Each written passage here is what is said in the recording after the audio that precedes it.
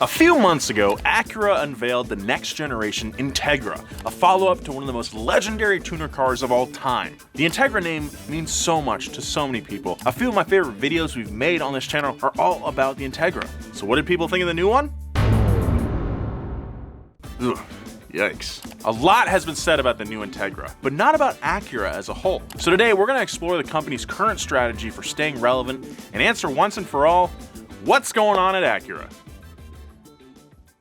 Big thanks to Keeps for sponsoring today's video. We've all welcomed in the new year, so why not welcome in the new you with the help of Keeps? 2 out of 3 guys will experience hair loss by the time they're 35, but you don't have to be one of them. Keeps is a subscription service that helps men keep their hair with clinically proven, research-backed treatments. Whether you're looking to prevent hair loss, Stimulate growth, Or just take better care of that mane, Keeps connects you to real doctors online to help select the right products and treatments for your hair goals. all without ever visiting an office or pharmacy. Remember, hair loss stops with Keeps. To get 50% off your first order, go to keeps.com/wheelhouse50 or click the link in the description below. Get everything your hair needs delivered straight to your front door. Oh my God, my hair. Oh. My goal today is to give Acura a fair shake. Their day in court, if you will. And full disclosure, we've worked with Acura in the past, we've taken their money, but I'm not gonna let that skew what I've got to say. I hope they see this video and take all of your comments to heart, because at the end of the day, people care so much about the Integra name because they wanna see it succeed. If no one had any opinion at all, that would actually be the worst case scenario for Acura. So let's talk Teggy. The most popular criticism of the new Integra is that it just doesn't look like an Integra. And if I'm being honest, that's something I agree with. But there's gotta be a reason Acura did that, right? In a Motor Trend first look of the Integra, Acura senior product planner John Rivers said, quote, "We started with a blank sheet. We never wanted to do a retro car. We didn't necessarily want to recreate the past, but we wanted to create something in the light that if the Integra had never went away, how would it have evolved into the lineup? And we think this is it." And to give Acura some credit here, I think in that context, they nailed it.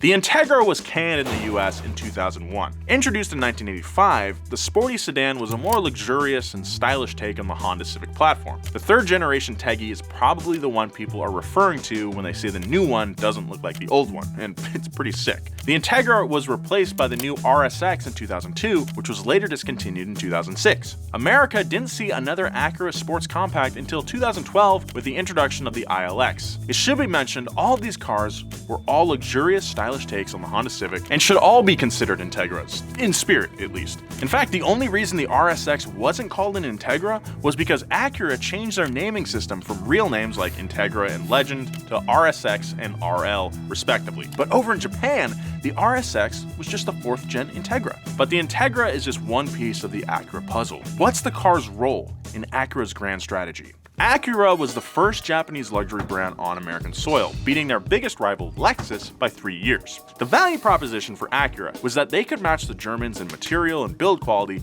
but undercut them on price thanks to Japan's overpowered economy that was fueled by some mild inflation. And for a while, the plan really worked. At the brand's launch, the flagship Legend and sprightly Integra were very impressive and caught the Germans totally off guard. Then came the NSX, the mid-engine supercar that sent Italian supercar makers into a tailspin. In just 5 years, the brand went from nothing to having every manufacturer in the luxury segment scratching their heads. Now, sure, maybe that's not super surprising considering Acura was Honda's fancy lad baby, but the brand's early and considerable success was very impressive and profitable.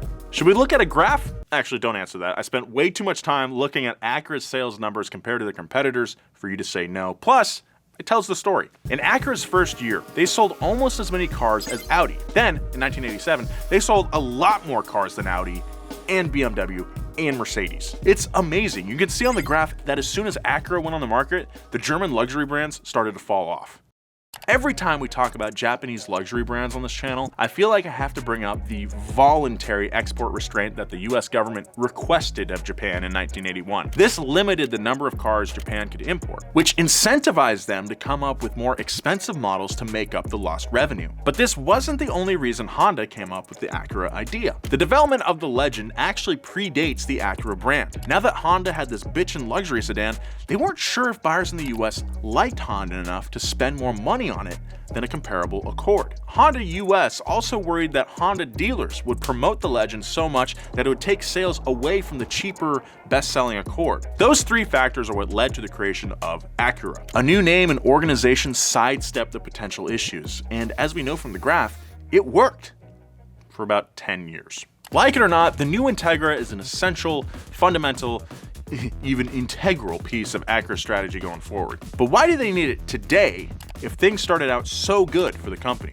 As we can see from my amazing graph, the 80s and early 90s were a great time for Acura. By 1995, Acura added a new car to the lineup, the Vigor midsize sedan. The Legend was in its second generation with a coupe option, and the Integra was in its most iconic form. But unfortunately, their success had some unintended and long-standing consequences. The German brands got their butt in gear and developed some seriously kick-ass new cars. In 1995, BMW released the E39 5 Series platform, and Mercedes was right next to them with the new W210 E-Class. Man, I haven't even mentioned Lexus yet. The LS400 was a revelation. The industry reaction to Acura's arrival and success created some really good cars, and ironically, Acura sales started to reflect that. In 1997, BMW and Mercedes sales in the US surpassed Acura for the first time in 10 years. The next year, Lexus passed Acura, giving them the momentum they needed to climb to the top of the luxury market in 2003. Despite being beaten in sales by Lexus, BMW, and Mercedes for the rest of the 2000s, that didn't stop Acura from producing some great cars. The decade was kicked off with the Integra Type R. The Integra was then replaced by the aforementioned RSX. Then there was the TL Type S, which on the outside does not look particularly ravishing, but these things have a very dedicated following. Everyone I know who's had a TL has loved it, and the Type S was the one to have. Type S was Acura's performance line. While the previous Type R designations were reserved for super stiff street legal race cars like the Integra and the NSX Type R, Type S was for people who wanted a sporty ride but didn't want their spine rearranged on the way to work. But the Type S badge wasn't just an appearance package with tweaked suspension. In the mid-2000s, these cars usually offered a substantial power upgrade over lower trims. The TL Type S gained 35 horsepower with its larger 3.2 J-Series V6, and the RSX Type S gained around 40. It's a lot. In the mid-2000s, Honda probably realized that they weren't going to catch Lexus, BMW, and Mercedes in sales numbers, so maybe that's what inspired them to build these Type S cars. They probably knew their audience was someone looking for a nice car that was designed well and wouldn't be a maintenance nightmare. Like their competitors, Acura was on a strong upward climb in the years leading up to the 2008 market crash. If you look at the graph, you can see that the luxury market pretty much got back to where they were supposed to be had the crash not happened. Everyone except Acura. I blame this on the beak.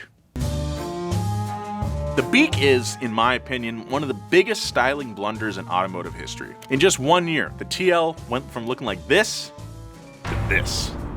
Acura, what were you thinking? The beak grille was present on Acura's entire lineup. The TL, TSX, and RDX, they all had that big honker in the front. It was like you were driving Statler's face. I was 16 in 2009. I had terrible taste. I thought this was appropriate attire to post on the internet. But even I knew that Acura's new look was bad. While sales were gaining momentum in the years of the Great Recession, I truly believe the beak is to blame for the middling position Acura finds itself in today. It wasn't just ugly, it was a sign that Acura didn't know what it was anymore. The designs might have had a lot of edges, but they lacked the youthful edge of the early 2000s in cars like the RSX Type S. Instead of standing out, Acura started to blend in the background. They were a placeholder in the monochromatic luxury scene of the 2010s. When you think about it, that's pretty sad considering the brand's explosive success in the early days. But don't feel too bad though, because for some reason they stuck with the beak in one form or another until 2016. What are we even doing here?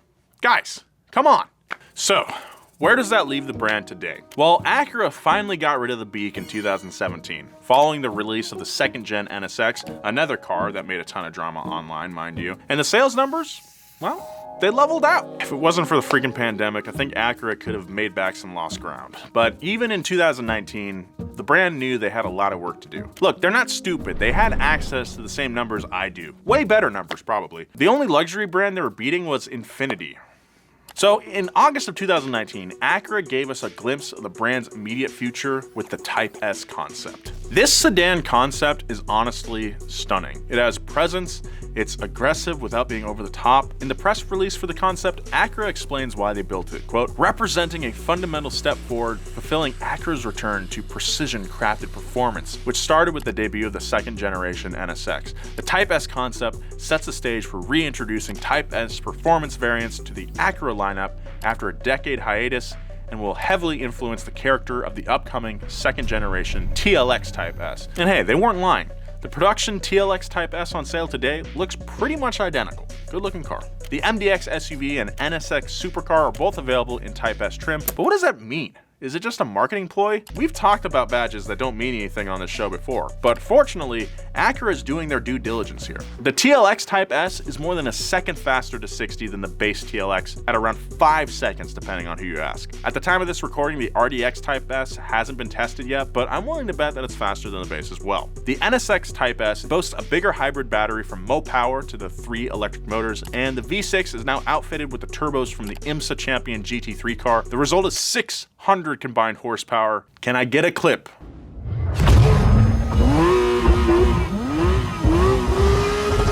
Hell yeah. Acura knows they lost their way with the Beak era cars. They're not afraid to admit it either. In an interview with Motor Trend, Acura Vice President John Akita says, quote, we went through some growing pains. We knew out of the box what we wanted to be. We were performance driven. We were supposed to be premium. But when Lexus and others got in the game, there's a lot of discussion of what is luxury or what is premium? We went through a stint where we got concerned. Are we doing the right thing? Is this the right thing for business? We're reorienting ourselves to our heritage. What we're working on, it's not a brand new philosophy. It's basically going back to the roots. For 4 years, we've refocused on what our image is all about: performance. Acura is betting big that the Type S badge will bring people back to the brand. That identity that they were looking for so long was right in front of their faces this whole time. And I'm truly glad they've decided to lean back into that tuner identity we associate so strongly with the brand. So, what's Integra's role in all this? It's likely that the base Integra will sell for around $30,000, with the Type S adding a premium on top of that. Now that's not exactly cheap, but it's cheap for an Acura. The Integra was always their entry-level cars for younger buyers. Acura is hoping that they can reel in people like us, because once you buy an Acura, you're pretty likely to buy another one. Time will tell if this renewed performance philosophy works out for Acura. Reviews of the TLX Type S are mostly positive, so that's a good sign. I think it's pretty safe to say that there will be an Integra Type S, and if reactions to the new Civic Si are any indication, I think it'll be pretty damn good to drive, even if it doesn't really look like an Integra. Inside your car, there's a creep unlike anything you've ever heard before. But be warned, it can be quite temperamental. Always run an intercooler. Do not use low-octane dyno juice. And the most important thing, beware the creep that lurks within the boost. Donut Media presents the new hair-raising Boost Creep shirt, available right now at donutmedia.com for just $29.98. Really, that cheap, huh? That's so much cheaper than $30. Thank you very much for watching this episode. I learned a lot about Acura as I was researching it. And you know, we had that Acura from Freeride here at the office for a while, and I was able to drive that before we filmed that. And after I drove it and experienced VTEC and all that, it was like, oh, I get why people love the Integra for one so much, and two, Acura so much. And I'm really looking forward to getting behind the wheel of the new Integra when I can. Acura's had their struggles for sure, and I hope it works out for them. Follow us on social media at Donut Media. Follow me at Nolan J. Sykes if you'd like. Be kind. I'll see you next time.